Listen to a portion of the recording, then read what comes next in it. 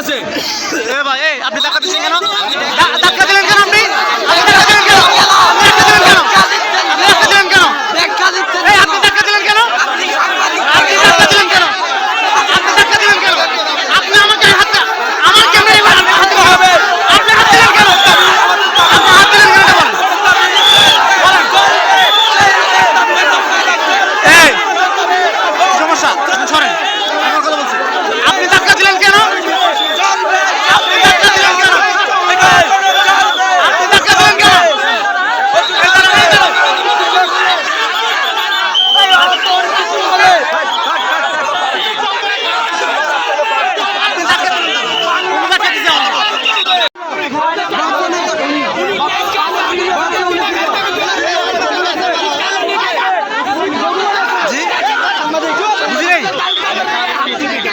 কিসের অনুমতি?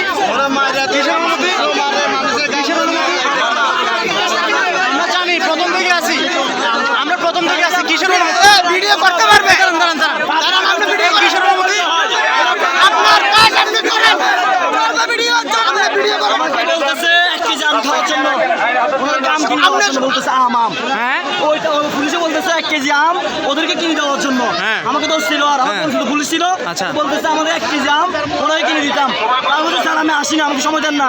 সময় দেয় নাই। আমার থেকে মুন্সিরবাদ যাওয়ার জন্য আমাদের দুজন থেকে 50 টাকা করে 100 টাকা গাড়ি ভাড়া নিছে। তো আমার গাড়ি ভাড়া আমরা দিব?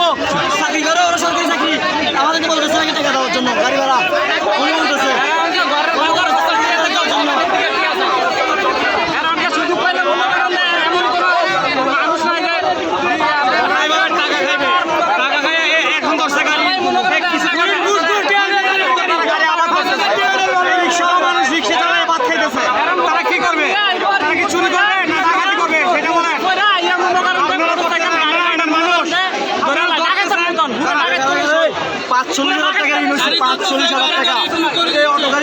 একদিন আনছি আরেকদিন নিয়ে গেছে, একদিন আনছি আরেকদিন ভিতর থেকে নিয়ে গেছে গা 45,000 টাকা বিতরণ করছি।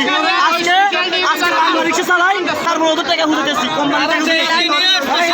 ওরা সেই লাইন দেখাই আমাদের গাড়ি চালানোর জন্য আমরা সেই টাকা গাড়ি চালাতেছি, সেই টাকা থেকে আমাদের গাড়ি আবার ধরে নিয়ে যেতেছে। আরেকটা কথা, 5 আগস্টের আগে কোনো অবৈধ ছিল না।